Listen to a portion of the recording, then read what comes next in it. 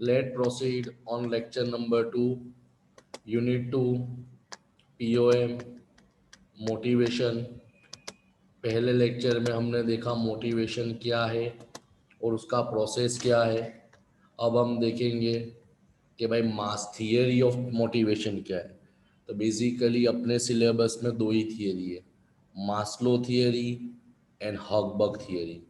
तो ये लेक्चर में मैं पूरी की पूरी मास्लो की थियरी कंप्लीट करूंगा। ऑलरेडी एब्राहम मास्लो ये थियरी 12 कॉमर्स में पढ़ चुके हो, सेम टू सेम वही है मगर डिटेल में। देखो देखते explain Maslow theory of motivation, या तो कंटेंट थियरी, इसकी थियरी को कंटेंट थियरी भी बोला जाता है, याद रखना। Abraham Maslow suggested that people have complex set of strong need and behavior at particular of time or moment is usually determined by the strongest need। यानी सबसे सिंपल लैंग्वेज में क्या बोलना चाहे कि अब्राहम मास्लो जो थे, जिन्होंने ये थियरी डिस्क्राइब की है, जिन्होंने ये थियरी डिटरमाइन की है, उन्होंने क्या बताया कि लोगों की ज़रूरत एकदम स्ट्रांग होती है। इंसान वही नीड को पहला पूरा करने की कोशिश करेगा, उसके बाद ही वो आगे सोचेगा। इसके लिए इसको हायरकी बोला जाता है। Hierarchy mean step by step. Hierarchy mean step by step. समझ में आए हायरकी का मतलब क्या होता है? Step by step. यानी जब तक इंसान की एक जरूरत पूरी नहीं होगी वहां तक वो कोई आगे जरूरत पे पहुंचेगा नहीं। Psychologist claim that needs have certain priority. As the need are satisfied, an individual seek to satisfy higher need। ये स्टडी में भी आया है, साइकोलॉजिस्ट ने डिटरमाइन भी करा है। जो साइकेट्रिस्ट होते हैं, जो इंसान के दिमाग पे स्टडी करते हैं, इंसान के दिमाग को ऑब्जर्व करते हैं, तो उन्होंने भी यही बताया अब्राहम मास्लो की तरह कि इंसान सबसे पहले अपनी मेन ज़रूरत पूरी करेगा। जब तक उसकी बेसिक ज़रूरत पूरी नहीं होती वो आगे वाले स्टेप पे नहीं जाएगा। जैसे ये ज़रूरत पूरी होती हो गई तो अब उसको इससे सेटिस्फाई नहीं होगा, उसको थोड़ा और लेवल पे जाना पड़ेगा।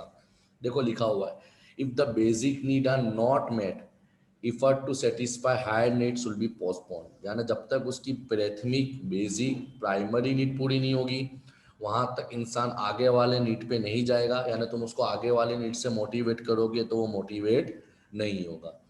तो according to Maslow there seem to be hierarchy. Hierarchy का मतलब होता है step by step into which human need are arrange as shown in the figure. यानी मास्लो ने क्या बताया कि इंसान की जो नीड्स होती है, इंसान को जो मोटिवेट करने का तरीका होता है वो स्टेप बाय स्टेप होता है। यानी इंसान सबसे पहले अपनी एक नीड अवर करेगा, उसके बाद वो खत्म हो जाती है, उसके बाद वो सेकंड पे जाएगा। डायरेक्टली इंसान पॉइंट नंबर 5 चेक करो यहाँ पे नहीं आएगा। इंसान डायरेक्टली यहाँ पे नहीं आएगा जब तक उसकी ये नीड अवर नहीं होती। इसको तुम तुम्हारे हिसाब से भी डायग्राम बना सकते हो, या आपको थोड़ा अट्रैक्ट करने के लिए मैंने थोड़ा अजीब और गरीब डायग्राम बनाया है। बाकी अभी ट्रायंगल भी बता सकते हो कि पहले इंसान नीचे फिर ऊपर ऊपर ऊपर ऊपर ऊपर जा सकता है। तो देखो 5 नीड है। साइकोलॉजिकल नीड जिसको अपने प्राथमिक जरूरत बोलते हैं, उसके बाद आता है safety need, social need, esteem need and self actualisation need. Clear? 5 needs है, इजी आपने पढ़ा हुआ है और आपने ये नहीं पढ़ा हुआ था। Maslow theory is based on two assumption. अब थियरी के पहले आपको कुछ ना कुछ तो एजम्पशन लिखने पड़ेंगे ना कि भाई क्या धारणा लेके उसने थियरी लिखी है। तो देखो, the human beings have many needs, there are different in nature ranging from biological need at lower level which is the level of survival to psychological need at upper level which is the level of growth. यानी सीधा बताया कि इंसान की जरूरत अलग अलग range में अलग अलग होती है। जैसे एग्जाम्पल के तौर पे बात करें कि भाई जिसकी बायोलॉजिकल नीड यानी प्राथमिक जरूरत पूरी नहीं होगी वहां तक वो ऊपर वाली नीड पे नहीं जाएगा। यानी जैसे जैसे वो उसकी नीडा पूरी होती जाएगी, जैसे जैसे वो अपनी नीड से सेटिस्फाई होते जाएगा, इंसान धीरे धीरे स्टेप बाय स्टेप ऊपर बढ़ते जाएगा। That number 2, this need occur in the order of hierarchy. और उन्होंने ये भी क्या बताया कि भाई ये जो नीड्स है वो हायरकी में, एक लिमिटेशन भी अपने बता सकते हैं इसमें। क्या बता? हायरकी। हायरकी का मतलब स्टेप बाय स्टेप। यानी इंसान की पहली नीड पूरी नहीं होगी तो सेकंड पे नहीं जाएगा। यानी इंसान डायरेक्टली सेकंड थर्ड पे जंप नहीं मार सकता। सेकंड पे जाने के लिए उसको फर्स्ट नीड तो पूरी करनी पड़ेगी। So that lower need must be satisfied before higher level of need और बिकम मोटिवेट, यानी सीधा बताया कि उसको ऊपर जाने के लिए सबसे पहले अपनी नीचे की नीड को पूरा करना पड़ेगा। क्लियर? क्लियर? समझ में आया क्या बताया?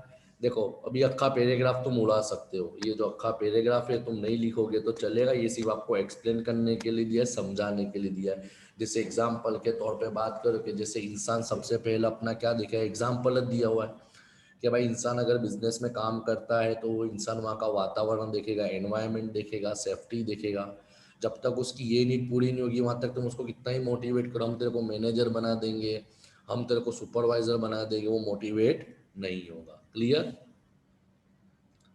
तो देखो अब मैं एक्सप्लेन करता हूँ, मैंने बोला ना वो सब नहीं लिखोगे तो चलेगा। This need are explain in detail as follow. तो first one is psychological need, इसको साइकोलॉजिकल नहीं पर इसको फिजियोलॉजिकल पढ़ा जाता है। यानी इंसान सबसे पहले अपनी प्राथमिक जरूरत पूरी करेगा। This need form the foundation of hierarchy. Foundation का मतलब ये नीड से इंसान की मोटिवेशन की शुरुआत होती है। And to have highest rate in the term of motivation, सबसे ज्यादा इंसान मोटिवेट यही नीड से होता है। These are the primary need arising out of psychological or biological tension, and they are there to sustain the life itself and include basic need for roti, kapड़ा and makan, food, water, clothing and shelter. यानी वही बताया कि ये need इंसान की सबसे पहली ज़रूरत है, इंसान की सबसे प्राथमिक माहिती है। इंसान सबसे पहले ये नीड को पूरा करने की कोशिश करेगा, उसके बाद ही वो हायर लेवल पे सोचेगा। Once these needs are satisfied to the degree needed for the sufficient and comfortable operation of body, then other need level of need become important and start acting as a motivator। यानी बताया कि जैसे इंसान की ये need पूरी होने लगेगी, ये नीड पे वो सेटिस्फाई हो जाएगा कि हाँ भाई मैं अपनी प्राथमिक नीड तो मैं किसी भी तरीके से पूरी कर सकता हूँ, तो अब उसको मोटिवेट करना है तो साइकोलॉजिकल से मोटिवेट नहीं होगा, उसको तुमको सेकंड लेवल पे जाना पड़ेगा। Clear? The other level need of become important. So far as these need are not met, the other level will provide little motivation and human being first by to acquire necessity for their survival। तो last दो line यही बोलती है कि जब तक इंसान की ये नीड पूरी नहीं होती वहां तक वो कोई दूसरी नीड के ऊपर सेटिस्फेक्शन लेगा नहीं। इंसान वही चाहेगा भाई पहले मेरी ये ज़रूरत पूरी हो तो ही मैं आगे सोचूंगा। अगर उसकी ये नीड पूरी नहीं होती तो उसको तुम दूसरी नीड से मोटिवेट करो, जैसे इंसान के खाने पीने के वांदे, उसको तुम सेफ्टी की बात करो, उसको तुम सिक्योरिटी की बात करो, उसको तुम एस्टीम की बात करो, तो वो इंसान वो चीज़ से मोटिवेट नहीं होगा। क्लियर? समझ में आया? तो first one is psychological need, that is प्राथमिक जरूरियत ऑफ मनुष्य। Second one is security and safety need. Security and safety need. Once the psychological need are gratified, यानी उसकी नीड पूरी हो जाती है, the safety and security need become predominant। यानी जैसे ही वो प्राथमिक जरूरत से सेटिस्फाई हो जाता है तो सेकंड पॉइंट आ जाता है उसका security and safety. These are the need for self preservation at against psychological need which are for survival। है ना, प्राथमिक में क्या था, सिर्फ वो संग्रह कर सके, अपने आप को लाइफ सेव कर सके। जैसे ही वो नीड पूरी हो जाती तो सेकंड आ जाती सिक्योरिटी नीड, सेफ्टी नीड। जैसे एग्जांपल के तौर पे क्या आता है, लिखा हुआ है देखो, this need include security, stability, freedom, order environment, के भाई मेरे को राहत मिले, थोड़ी सेफ्टी मिले, थोड़ी मेरे घर की बचत हो, मेरे को बीमारी का इलाज मिले, मेरी कंपनी मेरे पे बीमार, मेरे घर वालों का ख्याल रखे, मेरी और मेरी फैमिली की सेफ्टी हो, उसके बाद इंसान ये चीज़ पाएगा। डायरेक्टली इंसान ये नीड से सेटिस्फाइड नहीं होगा। These safety and security need are provision against deprivation of satisfaction of psychological need in future। आ गया ना कि भाई कहीं के लेके आने वाले फ्यूचर में मैं 50 साल के बाद जब रिटायर हो जाता हूँ तो मेरी सेफ्टी क्या, मेरी सिक्योरिटी क्या, मेरी जॉब की सिक्योरिटी क्या। It involve sense of protection against threat and danger of losing the job in future. समझ में आया कि आने वाले समय में अगर मेरी नौकरी चली जाती है, अगर मैं रिटायर हो जाता हूँ तो मेरा क्या। तो इंसान सबसे पहले साइकोलॉजी पाया, जैसे ही वो नीड खत्म होगी तो सोचेगा अपनी सिक्योरिटी और अपनी सेफ्टी के बारे में। क्लियर? देखो in the industrial society safety means necessary considerable importance in relation of employer to employee Organization can influence this security needs either positively through pension plan, insurance plan, negatively by arousing the fear of being fired or laid off or demoted, यानी इन company वाले ये सब चीज़ों को दूर कर देंगे, जैसे पेंशन प्रोवाइड करेंगे, अपने एम्प्लॉय को टेंशन से दूर करेंगे, उनका इंश्योरेंस कराएंगे, उनको टेम्पररी से परमानेंट कर देंगे, उनका पे स्केल में थोड़ा सुधारा कर देंगे, उनकी फ्यूचर के बारे में कंडीशन सोचेंगे, अब आपको परमानेंट कर दिया जाता है, आपकी सैलरी फिक्स रहेगी, आप यहाँ पे रिटायरमेंट के बाद ये बेनिफिट मिलेगा, आपको फंड मिलेगा, आपको ग्रेचुइटी मिलेगी, तो ये सब सेफ्टी नीड्स में आता है। क्लियर? साइकोलॉजिकल नीड वो खत्म होगी तो इंसान मोटिवेट होगा सेफ्टी नीड से। अब जैसे इंसान की ये नीड भी पूरी होने लग गई, जैसे इंसान की सेफ्टी नीड्स भी पूरी होने लग गई, तो इंसान कहाँ पे आ जाता है? पॉइंट नंबर 3 पे, जिसको बोलते हैं सोशल नीड, सामाजिक ज़रूरियात, जिसको बोलते हैं love and affection with family. After the need of body, body का मतलब प्राइमरी, एंड सिक्योरिटी यानी safety are satisfied, then sense of belongingness and acceptance become prominent in behaviour. बराबर, जैसे वो दो नीड पूरी हो गई तो हो जाएगा प्रोमिनेंट बिहेवियर, कि भाई मुझे कोई पूछे, मेरी इज्जत हो, मेरे पास मैं मेरी फैमिली को समय दूँ, मेरी फैमिली साथ बैठूँ, मेरी फैमिली साथ फ्री टाइम निकालूँ, कॉमन है, that is called social need. ज़रूरत होती है दोस्तों में बैठना, टाइम स्पेंड करना, अपना दुख सुख शेयर करना, तो इंसान यही चीज़ पे भी जाता है। This need include the need of love, friendship, affection, social interaction. We look for an environment where we understood, respected and wanted. Since man is a social animal, सामाजिक प्राणी है, he has to need to belong and to accept by various group. When social need become important or dominant, a person will strive for meaningful relationship with others। सीधी सी बात है कि जैसे अपने generally होता है कि अपने जो गरीब मकान होते हैं, गरीब घर के बच्चे अपने, तो हमने भी देखा हुआ है, हमने भी फेस किया हुआ है कि भाई जब हम सुबह में उठते थे उसके पहले फादर काम पे चले जाते थे, न जब हम सो जाओ उसके बाद फादर काम पे आते थे। इसका मतलब हमारा फादर पास हमारे लिए समय ही नहीं था। क्यों? क्योंकि हम अभी फर्स्ट सेकंड लेवल पे ही चल रहे थे, साइकोलॉजी पे और सेफ्टी पे, साइकोलॉजी पे और सेफ्टी पे। अब हमारा थोड़ा इनकम सोर्स बढ़ गया है, हमारा थोड़ा स्टैंडर्ड ऑफ लिविंग इम्प्रूव हो गया है, तब हमारे पास फादर के लिए टाइम है, हमारे फादर हमारे साथ बैठते हैं, हमारे फादर हमारे साथ फिरना आते हैं, हमारे फादर बाहर दोस्तों में बैठते हो गए। बाकी पहले क्या था, हम छोटे थे, इनकम नहीं थी, हमारी प्राथमिक ज़रूरत पूरी नहीं होती थी, तो फादर के पास ये सब समय नहीं था। तो वही पॉइंट आता है कि जैसे इंसान की ज़रूरत पूरी होती जाएगी वो थोड़ा थोड़ा आगे बढ़, उसकी लालच बढ़ती जाएगी कि अब मुझे ये भी चाहिए, अब ये खत्म हो गया तो मुझे ये भी चाहिए। तो third one is social need. In the organization, worker form informal group where the work is routine or simplified. This situation is made worse when workers are closely supervised but has no clear channel of communication in management. In this type of environment, workers depend on group to fulfill unsatisfied needs such as affiliation। यानी सीधा के सीधा बताया है कि भाई worker भी चाहते हैं कि भाई वो किसी से बात करे, अपना थोड़ा मन दुख शेयर करे।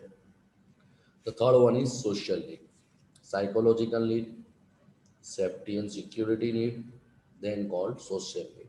अब इंसान की ये नीड भी पूरी हो जाती थी, इंसान चौथी नीड पाएगा एस्टीम। एस्टीम का मतलब होता है प्रेस्टीज, कि भाई समाज में सोसाइटी में मेरी इज्जत हो, एस्टीम उसको बोलते हैं, Prestige.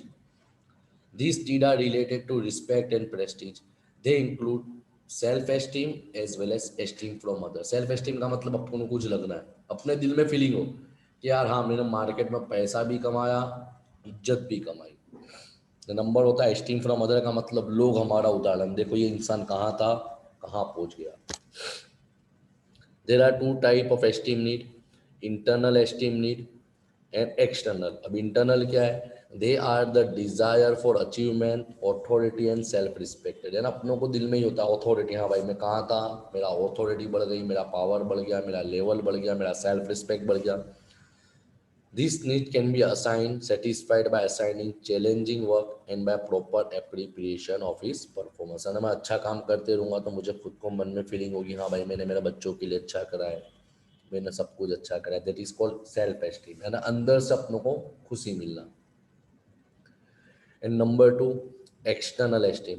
They are desire for high status, market में हमारा कोई स्टेटस हो, मार्केट में हमारा नाम हो, मार्केट में हमारा नाम बुलाता हो, मार्केट में हमारी क्रेडिट बुलाती हो, जैसे such need can be satisfied through promotion, award, title, symbol, status, deserving person होते हैं ना, कि तुम्हारी सोसाइटी का कोई अच्छा इंसान होता है तो उसको अवार्ड्स दिए जाते हैं। तो ये सब चीज़ क्या है कि जिससे तुम्हारी मार्केट में इज्जत बढ़े। तो ये तुम्हारा सेकंड पॉइंट पे, फोर्थ पॉइंट आता है। Clear? And last one is self actualisation need. Self actualisation need का मतलब क्या होता है कि भाई मेरी जितनी कैपेबिलिटी में उतने ऊपर चले जाऊंगा। यानी इन शॉर्ट सेल्फ एक्चुअलाइजेशन इनमें क्या होता है, फिल्म इंडस्ट्री में बच्चन साहब एक ही है, किंग खान एक ही है, दबंग खान एक ही है, मिस्टर परफेक्शनिस्ट एक ही है। समझ में आया? क्रिकेट के अंदर सुनील गवास्कर गवास्कर है, सचिन सचिन है, कोहली कोहली और धोनी धोनी है। दूसरा कोई धोनी नहीं बन सकता, दूसरा कोई कोहली नहीं बन सकता, कोहली एक ही है। That is called self. इसी तरह लता मंगेशकर है, मोहम्मद रफ़ी है। मोहम्मद रफ़ी जैसा गाना गा सकता है मगर मोहम्मद रफ़ी बन नहीं सकता। आतिफ असलम जैसा सिंग कर सकता है मगर आतिफ असलम एक ही है। तो उसको बोलते हैं self actualisation need, high level need.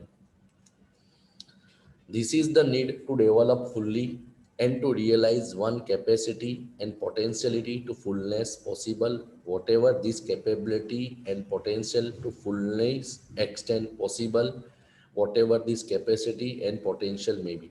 This is the highest level of need in Maslow, and it is activated as a motivator when all other need has been fulfilled. ये चीज कब आएगी? जब तुम्हारी पहली चारों चार फुलफिल हो चुकी है तो ही आएगी। एट दिस लेवल, अब ये लेवल पे क्या होगा? Person seek challenging work and allow creativity and opportunity for growth. And वैसे इंसान एक ही चीज चाहेगा, बस मेरा ग्रोथ हो, मेरा एडवांसमेंट हो, मेरा लेवल बढ़े, मेरा स्टैंडर्ड बढ़े, मेरा स्टेट्यूस बढ़े, मेरा प्रेस्टीज बढ़े। Challenging work. This need is for soul searching. Soul searching का मतलब तुमको अंदर से पहचानना है कि तुम जो और कितने ऊपर जा सकते हो। क्लियर?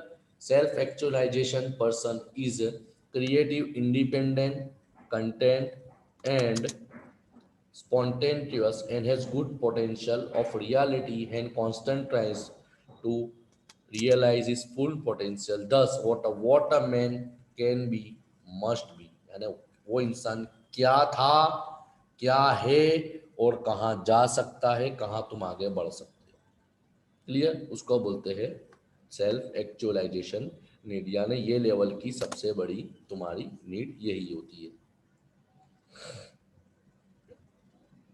ये डायग्राम तुम नहीं बताओगे तो भी चलेगा, मगर सीधा बता देखो, साइकोलॉजिकल नीड लोगों की ज़रूरत ज़्यादा होती है, मगर जैसे जैसे आगे बढ़ते जाओगे ये खत्म होती जाएगी। सिंपल बताना चाहे ना, सेल्फ एक्चुअल शुरुआत में सेल्फ एक्चुअलाइजेशन काम होता है, मगर जैसे दूसरी नीड पूरी होती है, मेरे एरो पे दिया, जैसे मेरी दूसरी नीड पूरी होती है ऐसे ऐसे सेल्फ एक्चुअलाइजेशन भी बढ़ते जाएगा। क्लियर? ये लिखने की ज़रूरत नहीं, तुमको फॉर्मालिटी के लिए बताया कि मास्लो नीड कैसी के पहले safety, psychology, safety, social, esteem, then self actualization. Directly तुम पांच पे नहीं जा सकते। अब आता है कंक्लूजन।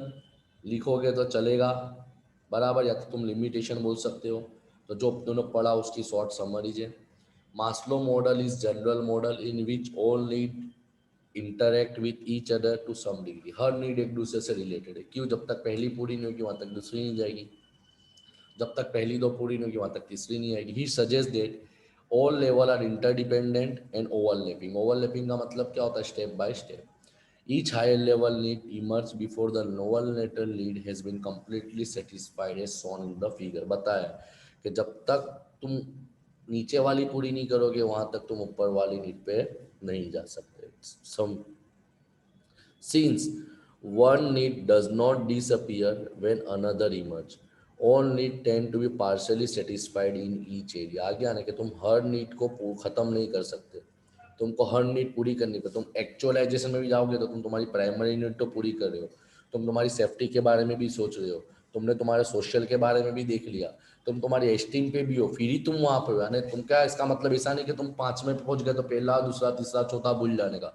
भाई वो चीज भी तो पूरी करनी पड़ेगी ना। क्लियर है ना? हर चीज स्टेप बाय स्टेप चलेगी। when the peak of need is passed then need cease to be primary motivator। जैसे ही तुमने पहली नीड पूरी होती हो गई, तुम इतना कमाते हो गए कि तुम अपनी प्राइमरी नीड पूरी कर सकते हो, तो अगर कोई बंदा आपको प्राइमरी नीड से मोटिवेट करेगा तो आप मोटिवेट नहीं होगे। Clear? The next level then being to dominate. Even though a need is satisfied, it is influence behavior because of interdependent and overlapping. The relative dominance of many need is variable and continuously shifting. इसकी कोई ज़रूरत नहीं है. Maslow theory, ध्यान देना, last topic है. Maslow theory made management aware that people are motivated by variety of need. समझ में आ गया कि हर इंसान की नीड को मोटिवेट करने का तरीका अलग अलग है. ये मास्लो ने प्रूफ कर दिया. And management must provide opportunity employee to satisfy his need to creating physical and conceptual work environment. अब ये work environment क्या है, ये तुम यूनिट 3 और 4 में डिटेल में पढ़ोगे. So that people will be motivated to do their best to achieve organizational goal. यानी मास्लो ने सिंपल थियरी में समझा दिया मैनेजमेंट को कि अगर आपको अपने एम्प्लॉय को मोटिवेट करना है तो आपको देखना है कि एम्प्लॉय कौन से लेवल पे है, कौन से लेवल पे अटका हुआ है, उसको वही लेवल से मोटिवेट करो. अगर इंसान जैसे इंसान सोशल लेवल पे अटका हुआ है तो कॉमन है वो सोशल लेवल से मोटिवेट नहीं होगा. उसको तुम नीचे वाली नीड से तो ऑब्वियसली मोटिवेट नहीं कर सकते क्योंकि कौन से लेवल पे चल रहा है, पॉइंट नंबर 3 पे चल रहा है.